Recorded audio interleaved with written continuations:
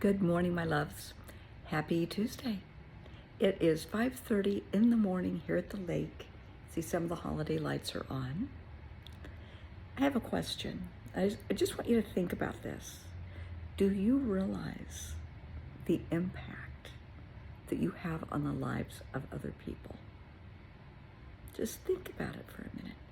Total strangers, you touch their lives. You don't realize that. You get in an elevator, you walk down the hall at work, you're at the market, whatever, and you smile at someone. Do you realize that smile may be the only kindness they experience that day? Seriously. There are people that are living such tortured lives, such lives of unhappiness. A stranger's smile touches their heart. A kind word touches their heart. Is that you? Are you touching people's lives just by random acts of kindness? Now, I am very much into altruism. I love that. Doing nice things just because it's a thing to do and it's fun.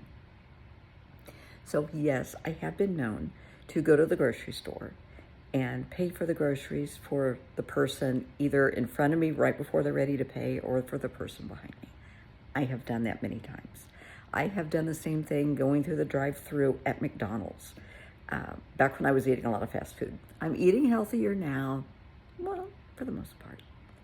But, there's a mom with a carload of kids behind her, behind you, and they're loud and they're noisy, and she's doing her best to maintain the chaos. If you can, pay for their meals. It's fun. And it just makes their day that someone is their earth angel, because that's what you become. We don't expect thank yous and kudos. You just do it to be nice. The next time you're in Starbucks, pay for somebody else's coffee. Don't hit on them. Just be nice. Say happy holidays. Or, if it's not during the holidays, just say, hey, happy Tuesday. No, I just want to do this for you. You're worthy. You deserve it. And walk away. Just share the goodness. Touch someone's life. Now, in many professions, we touch lives every day. In my profession, of course, with anybody that's a therapist or in counseling, doctors, dentists, even attorneys, they do have positive impacts. I work with attorneys. I have friends that are attorneys. Attorneys are our friend. But people do have a positive impact. And so often, people see the negative impact, and they don't see the positive. They think of attorneys, and they think, oh, they're a bunch of sharks. Really? When they're helping you sort through someone's will, when you've had an accident and they're helping you recover, are they really? When they're protecting you and helping you set up a trust or an estate? Let's think about that a little bit. Some people don't like doctors at all. They don't like Western medicine at all. Okay, I will admit there's room for improvement. But when they can save a life, they do it. Not every life can be saved. I learned this when I was a surgical intensive care nurse, and it's hard. Because you get out of school and you have these beautiful notions of saving the world and being the next Clara Barton, Florence Nightingale. Yeah, well, it doesn't work like that. And you're going to run into patients that are very mean and nasty and snappy. They don't feel good, and their family members are sick, and they're going to snap and bite, and literally bite. But it goes with the job, And you have to hold on to the positive things you do. I remember the first patient that I lost. I was a surgical intensive care nurse, and they had been in a horrific car accident.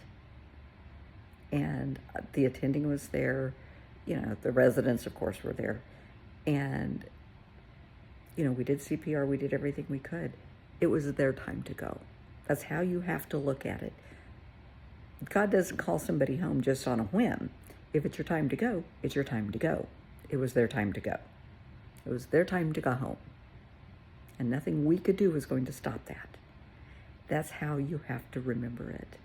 So when you have a loved one that passes, it was their time to go. And in our eyes, so often, it's too soon. They may be 90 years old, but it was still too soon. When I lost my daughter when she was born, trust me, that was too soon. But it was her time to go. And that's what you have to hold on to. But remember, these people are there to comfort you as well. They do their best to help you and your family members. They do. Trust me, they do. You don't see it, but they go back to the break room and they cry. Because we're not supposed to get emotional in front of families. So we go to the break room. We go to the doctor's lounge. We go home at night and we cry and cry and cry. Trust me. People that are in rescue and retrieval, child rescue, body retrieval. I chatted with somebody the other day that was into retrieval. They were a diver. And it was very tragic, and it gets to them. But as I told them, I want you to hold on to the blessings that you're bringing those families. You're bringing them and allowing them closure. They can bury their loved ones. It's okay. You've done your part.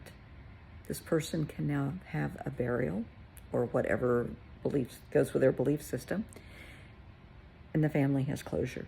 They have an end to the story. There's no more big question marks. And for those in child rescue, well, I shouldn't say child, in human rescue, it's not always a happy story. We like to see on the news and in the paper and on social media, when they find 30 kids or 30 people that have been rescued from human trafficking, that's wonderful.